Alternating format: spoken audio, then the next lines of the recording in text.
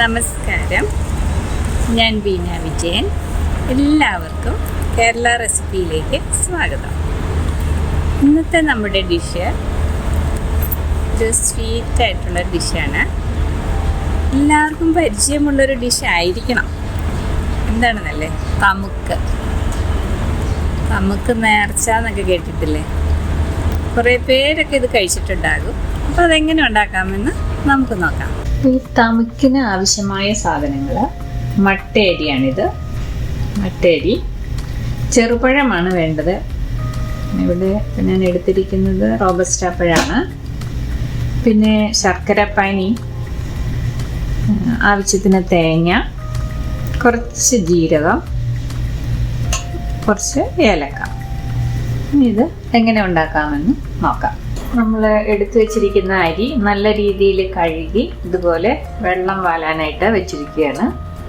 പിന്നെ ഇതുപോലെ ഒരു ചീനച്ചട്ടി അടുപ്പത്ത് വെച്ചിട്ട് നമ്മളിതിനി വറുത്തെടുക്കുകയാണ്. അരി കുതിർത്തിയിട്ടൊന്നുമില്ല, കഴുകി വാരിയെടുത്തതാണ്.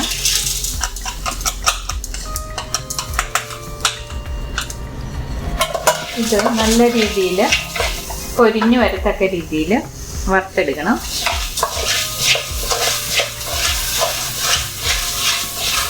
നല്ല രീതിയിൽ ഇത് പൊരിഞ്ഞു വരും.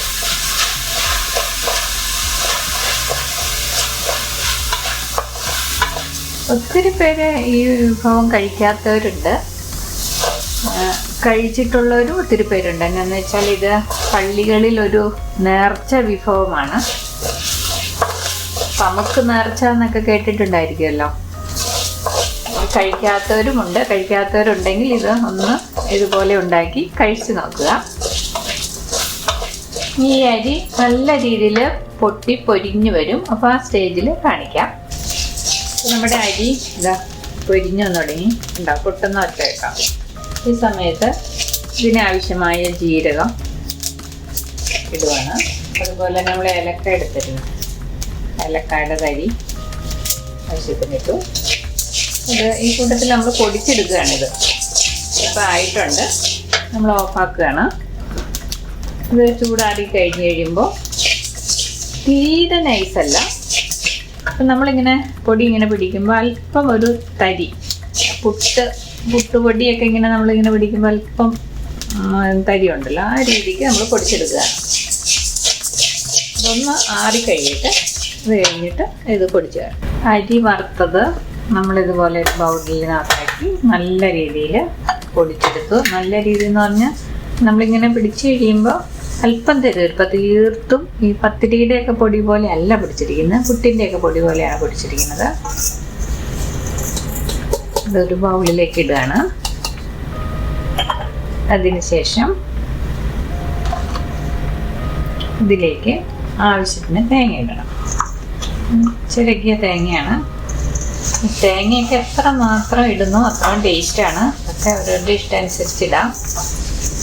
ഇത് നല്ല രീതിയിൽ ഇതിലേക്ക് ഇങ്ങനെ കൈകൊണ്ട് തന്നെ തിരുമ്മി കൂട്ടിയെടുക്കണം. മതി. ഇപ്പോൾ ഒരു തേങ്ങയുണ്ട്, ഞാനൊരു തേങ്ങ അപ്പടി ഇട്ടില്ല. അപ്പോഴത്തെ തന്നെ അതേ ആവശ്യത്തിന് തേങ്ങ ആയിട്ടുണ്ട്. ഈ തേങ്ങയിലെ ജലാംശമെല്ലാം ഈ പൊടിയിലേക്ക് അങ്ങ് തിരുമ്മി പിടിക്കണം. ഇതിലേക്ക് മധുരത്തിനായിട്ട് നമ്മൾ പാനി നല്ല കട്ടിക്ക് ഉരുക്കി വെച്ചേക്കണതാണ്. കരടൊക്കെ കളഞ്ഞ് അരിച്ചു വെച്ചിരിക്കുന്നതാണ്. അതെല്ലാം നല്ല ശർക്കരയാണ്. കരടൊന്നും ഇല്ലാത്ത ശർക്കരയാണെങ്കിൽ ശർക്കര ചീകി ഇതിൻ്റെ കൂടെ ഇടാവുന്നതാണ്. അപ്പം ആവശ്യത്തിന് മധുരം എത്രമാത്രം വേണമെന്ന് നോക്കി ഇടയ്ക്കിടയ്ക്ക് ഇങ്ങനെ ഒഴിച്ചു കൊടുക്കാം. ഇതിൻ്റെ കൂടെ അരി വറുത്തതിൻ്റെ കൂടെ തന്നെ നമ്മൾ അല്പം ജീരകവും ഏലക്കായും ഇട്ട് അതിൻ്റെ കൂടെ തന്നെ പൊടിച്ചെടുത്തിരുന്നു. പിന്നെ പ്രത്യേകം ചേർക്കേണ്ടതില്ല.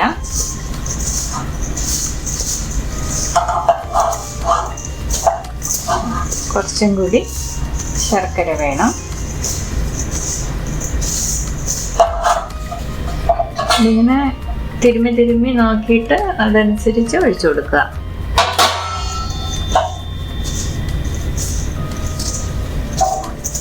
സ്പൂണും കൊണ്ട് ഇളക്കി യോജിപ്പിച്ചാൽ അത്ര ചേരില്ല. നമ്മളിതിങ്ങനെ അമർത്തി തേങ്ങയൊക്കെ അങ്ങോട്ട് തിരുമുമ്പോൾ തേങ്ങയിലെ ആ തേങ്ങാപ്പാലും കൂടെ അതിലേക്ക് അങ്ങ് ചേരുമല്ലോ. നല്ല തിരുമ്മി അങ്ങ് പിടിപ്പിക്കുകയല്ലേ.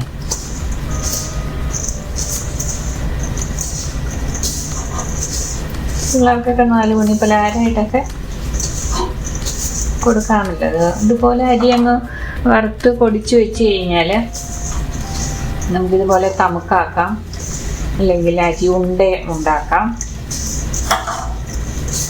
വറുത്ത് പൊടിച്ച് നല്ലൊരു കണ്ടെയ്നറിനകത്താക്കി വെച്ച് കഴിഞ്ഞാൽ ഇരുന്നോളും, കേടുകൂടാതെ ഇരുന്നോളും. മധുരമൊക്കെ പാകമാണെന്ന് നോക്കട്ടെ. അപ്പം അങ്ങനെ എടുത്തു വെച്ചിരിക്കുന്ന പാനി മുഴുവനും ഇതിലേക്ക് ആവശ്യമായിട്ടുണ്ടായിരുന്നു, ഞാൻ ഒഴിച്ചു. ഇനി നമ്മൾ ഈ പഴമൊക്കെ നമ്മുടെ ഇഷ്ടമനുസരണം എത്ര മാത്രം ഇടണമെന്നുണ്ടെങ്കിൽ അതിടാം.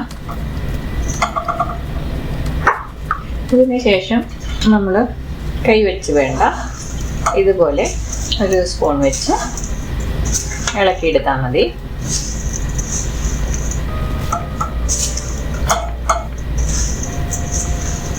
കൂടുതൽ പഴമാണ് വേണ്ടെങ്കിൽ ശരിക്കും ഇതിനുള്ള പഴം എന്ന് പറയുന്നത് പാളയംതോടൻ പഴം എന്ന് പറയുന്ന പഴമാണ്. എല്ലാ നാട്ടിലേക്കും അതാണോ പറയുന്നതെന്ന് അറിയില്ല. അതാണ് ഏറ്റവും നല്ലൊരു പഴം. അതല്ലാന്നുണ്ടെങ്കിൽ ചെറുപഴം, അതും ഇല്ലാന്നുണ്ടെങ്കിൽ റോബസ്റ്റ പഴം.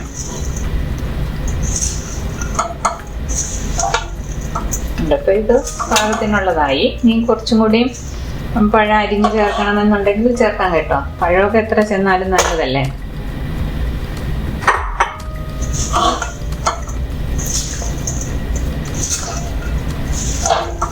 ഇത് മതി.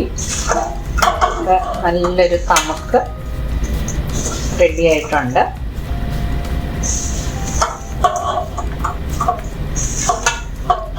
നല്ല രീതിയിൽ യോജിപ്പിച്ച് വെച്ചു. ഇനി ഇത് കഴിക്കാൻ പാകത്തിനായി. എല്ലാവരും ഒന്ന് ട്രൈ ചെയ്ത് നോക്കും. അങ്ങനെ നമ്മുടെ തമുക്ക് ഇവിടെ റെഡി ആയിരിക്കുകയാണ്.